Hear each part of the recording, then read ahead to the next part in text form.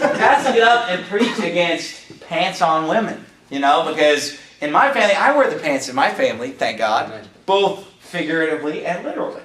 Because I believe that men should dress like men and women should dress like women. And I don't believe that a man should wear that which, or the woman should not wear that which pertains to a man, and the man should not put on a woman's garment, for all they have to do so are an abomination of the Lord. You see, the bathroom door will explain it to you. And that's not a fundamental Baptist symbol. That's actually the universal sign for man and woman. And I didn't invent it. And so you'll get up and preach that, and that offends people, and that makes people mad. Which, I don't understand why people get so hung up on this. I mean, is it that big of a deal?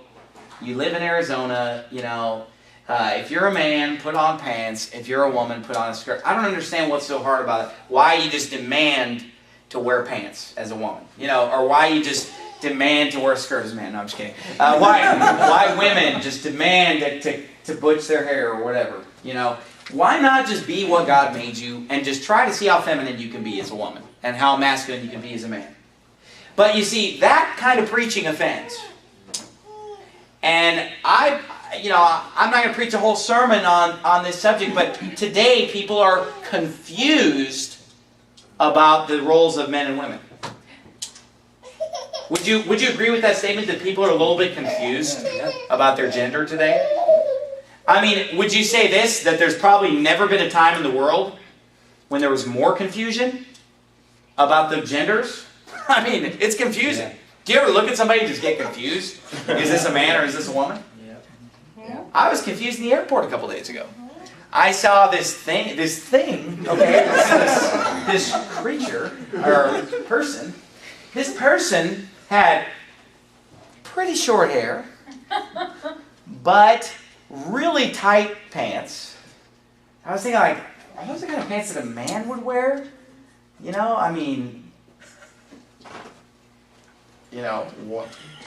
And I'm just looking, I'm just like, and this creature was acting very feminine in their movements. Kind of short hair, pants, but really tight, form-fitting pants, and it wasn't like a big belt buckle thing or anything. It was just like tight. What is with these tight pants on guys today? Yeah. Does it move? Who thinks it makes you sick? When you see these guys with their little bird legs and their tight. And so I'm looking at this guy, and it took me a while. I figured out as a guy eventually. But it was tough. I mean, it took me a good 2 solid minutes to figure it out. There's confusion. There's confusion where marriage, people aren't sure if it's a man and a woman. Is that confusing? No. You see, there's so much confusion today between the genders. And we have men that are more effeminate than ever. We have women that are more masculine than ever. Oh. And let me ask you something. If in America, 75 years ago, when all the men wore pants and all the women wore skirts, it was considered offensive and wrong for women to wear pants. I guess now in 2010 that the genders have become so confused, we should just have a unisex clothing. Right? If anything, wouldn't it be more important in 2010 to be sure that we dress like a man as a man and dress like a woman as a woman, given the times that we're living in? Stop and think about that. Don't we need more? Do you think we need more or less distinction between the genders in 2010 than we did 75 years ago? 75 years ago, it wasn't that big of an issue. That was when the queers were in the closet. That's right. But you see, today, there's more confusion than ever, and then preachers are more permissive than ever, saying, oh yeah, that's the Old Testament. Now, come on up here, Zuja. She doesn't like to be called up here, but come on up here, honey. Now, I want you to stop and think about this, because a lot of people will say, well, it's okay for women to wear pants or whatever. I didn't call up my whole family, so Miriam and Becky, go ahead and sit down. Becky, sit down. Now, look. Does everybody see the way that my wife is dressed right now? Okay. Now, do you see a difference between the way that we're dressed? Yeah. Can you imagine me wearing that and her wearing that? You see, there's a huge difference. Now, I didn't dress my wife today. She dressed herself. And this is what she chose to wear. And look how different we look. Now, this is what God had in mind. Now, look at my hair and her hair. Do you see a difference between our hair? Now, is there a big difference? Now, this is why God said that men should have short hair and women should have long hair in 1 Corinthians 11. This is why he said, a woman shall not wear that which pertaineth to a man, neither shall a man put on a woman's garment, for all that do so are an abomination unto the Lord thy God. You see, God wanted there to be a difference. Does everybody understand that? Yeah. God did not want there to be what? It starts with a C. Confusion. Okay? Now, let me ask you this. If it's okay, quote unquote, for women to wear pants, then my wife and I could both wear a pair of jeans, right? A pair of blue jeans. We could both wear a pair of tennis shoes.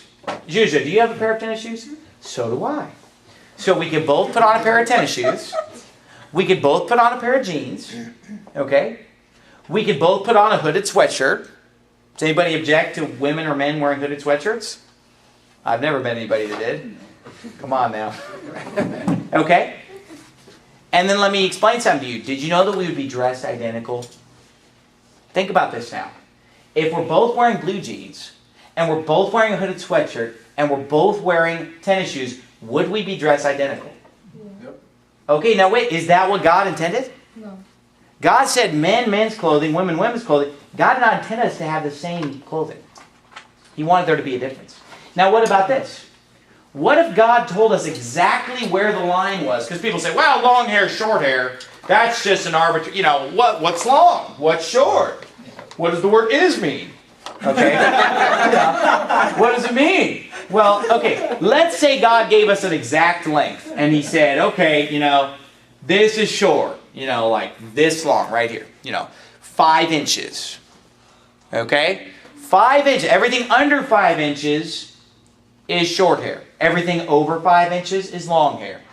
Let's say God said that in the Bible. Well, then think about this. What if my hair was 4 inches and 7/8? I'd be within the rule. And then what if her hair was 5 inches and 1/8? She'd be within the rule. But would you really notice a big difference between our hair? 1/4 inch difference, you're not going to notice. So, therefore, logic here. If men are to have short hair and women are to have long hair, then wouldn't there be an area in between that nobody should have? Right? I mean, otherwise it would be the same.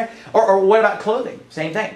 Wouldn't there be a clothing that would be, like what if my wife and I just both put on like a coverall jumpsuit? Like we're all going to be wearing in the future? When we're like, on sci-fi movies, they're all in like a jumpsuit. Okay? Like the Jetsons or something. Actually, they wore a skirt back then. But anyway, let's say we all just wore a jumpsuit. Would God be pleased if I'm wearing a jumpsuit and she's wearing a jumpsuit? The whole point, go ahead and sit down, honey. The whole point was to have a difference so that there would not be a confusion. So that people would know right away, hey, there's a big, big, big difference between being a man and a woman. The man is characterized by strength, boldness, power, and the woman is supposed to be a meek and quiet spirit, gentle, loving, care.